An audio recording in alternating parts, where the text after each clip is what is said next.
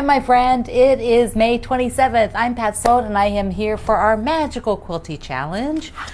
We are still having a few days in May, and I am actually working on the June calendar so that hoping maybe by Friday might have the June calendar. We'll see. Saturday, the latest. Not promising, but I'm working on it. I have to, organize it. So today our challenge says top 3. So what I would like to know is, what are your top 3 tools, not your sewing machine. I think our sewing machines are our number 1 tool. So, we all know we love our sewing machine. If you don't love your sewing machine, then you need to get a new one. Just go get one right now, because you should love your sewing machine. But besides your sewing machine, what are your top 3 tools? So that is what you're going to tell me. And I'm going to give you one of my top 3 tools. Maybe I'll tell you all 3. Should I tell you all 3? The rotary cutter, yes. I learned to quilt by hand cutting and all of that. Not that this wasn't invented, but when the Olfa cutter, when I went to get my first cutter, it was the Olfa cutter, and I've been an Olfa fan ever since, and I prefer the ones with the quick release like this one. So that is one of my top 3 tools. Also my lovely seam ripper, Mr. Jack, and the trimming square. Oh, I don't have it over here, but the when you look at the post today, my article today for the block, you'll see the trimming, half square triangle square, trimming square. You know what I mean. Oh, the words aren't coming out. Okay, let's do our rainbow blocks today. We are into indigo. I love that word, indigo. Years ago, there was a vendor that came to a lot of shows that sold real traditional indigo fabrics, and I had those. I think I made a small project. We bought a small bundle, made a small project. So they were just so awesome. So I love the word indigo. So I have some word fabric. Oops. So let me just show you that first, because I want to tell you something. I had a question from one of our friends at Quilt Along with Pat Sloan. So here is the word fabric. So you can see the words. This is the direction the triangle goes, and these letters are right side up. They're the correct direction. But because this is a directional fabric, that means the other half of the square was like this, right? So here is how the other half of the square was when it was together. Well, when you make your 2 half square triangles, this one, if you were to place it in your quilt some way, this direction would be fine. But because the rainbow, they're all going the same direction, that means one of the words is upside down and one of the words is right side up. And if that bothers you, then you have to either use the other half for something else, or make your half square triangles by cutting separate triangle units, which is really kind of a pain. So just let them be upside down. It's fine. Then I have another fishy on this side, this indigo. These are really dark navies. That's what I went looking for. Indigo comes, I think, in several shades of blue, but I think traditionally it's a dark navy. And so here are some. I didn't get any of the full faces. I don't know what was wrong with me the day I cut this square, but I should have had a full face somewhere close to the center, and then it would have been in the middle of the block, but I didn't. I think I was being frugal, so I just cut, like in the edge. If you want to fussy cut, it's called placement, you have to cut where it's going to work out. All right, so those are those guys. The rainbow blocks. I am going to do 3 a day. I want at least the last day of the month to have all the center part pieced, and I'm hoping my border comes in. I have to go and check whether the order shipped or not yet. So I thought I saw a notice that it did, but I might be getting a lot of notices right now. Just saying. Just saying. I don't know. We won't go there. Okay. A lot of shopping online. A lot of shopping. So today is the second to the last block for childhood games. There they are. All of the ones so far. I am loving how fun and colorful this group of fabrics is together that I picked. I wanted something that would just be, I don't know, crazy wild. You know, it's not crazy fabrics, but it's the crayon box of colors. You know, I didn't control the colorway at all, like I talked about on the video recently, where if you control your color palette, it tends to be like really beautiful and cohesive. When you have a lot of different colors, it can be, you know, it's more vibrant and more fun, but it isn't always got that same sort of flow to it. And that's what this is. This is like dumping all your crayons on the floor out of the box. And I love it for something called childhood games. It should be that way to me. That's what I wanted. Okay, enough of that. Let's see the block. Ta-da! Card trick. Yes, the card trick block. Okay, so the reason this, I think when I started this entire theme of childhood games, it all came from the card trick.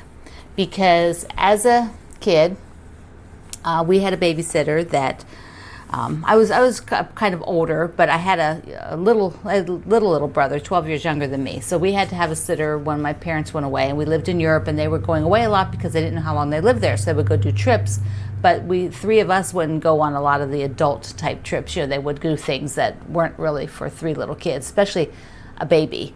So we had a lady that, and her husband, he worked there, and she was, you know, they were all military, and they had grown kids, so they were there, empty nesters, you know, working. And so we would go over and stay at her house, at their house, you know, at their apartment on the base. And I loved this lady and her husband and their little dog Cookie. Oh my goodness, they were the nicest people ever. But her name was Linda.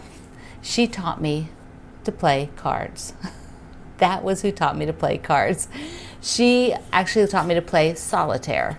That was her favorite thing to do, was to sort of pass a little time, give her brain, you know, now as an adult, I know it's like give her brain a chance to relax. She had these three kids running around.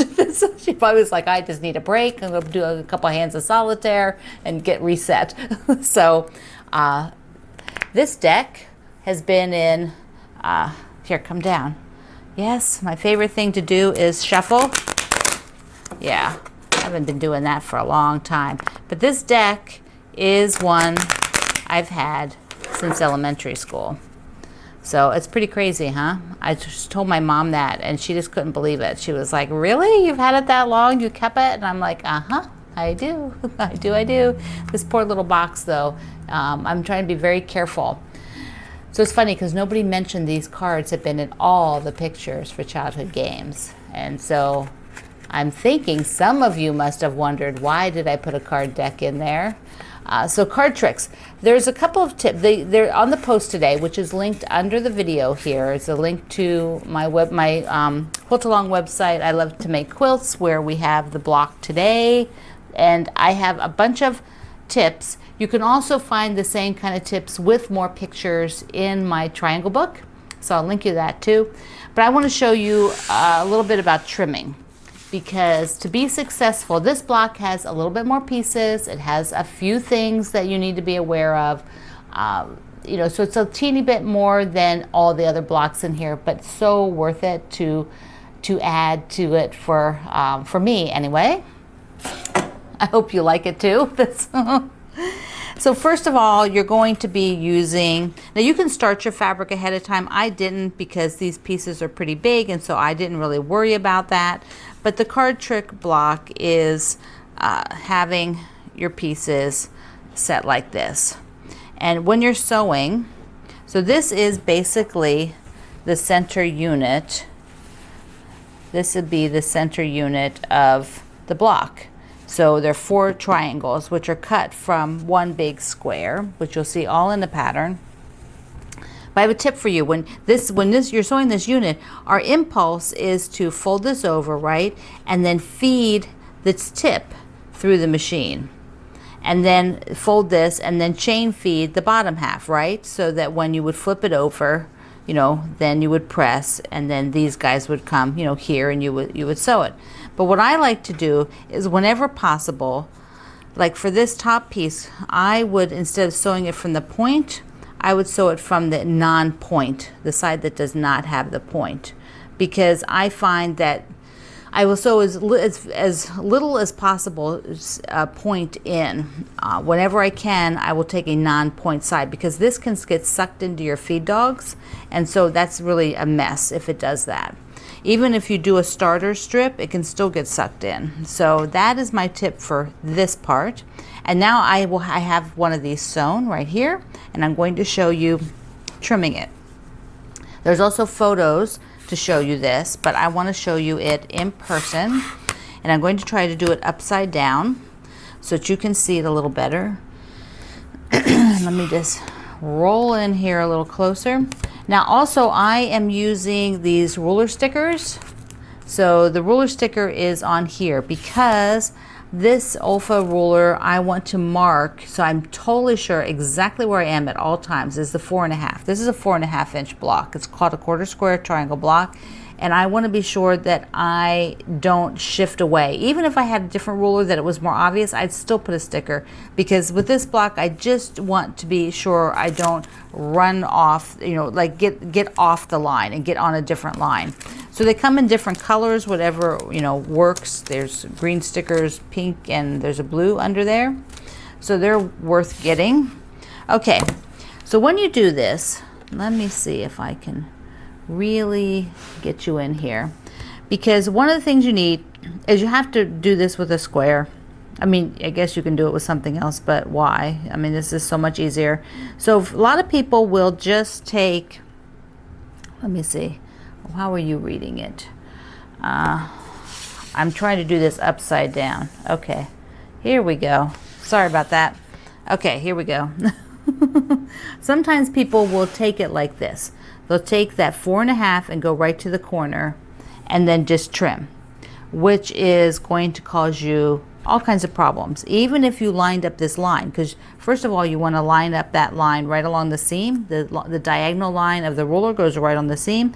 But if you take this and just trim, sort of like you're doing a half square triangle, because you have this other seam line, this will be totally messed up block. Do you see here?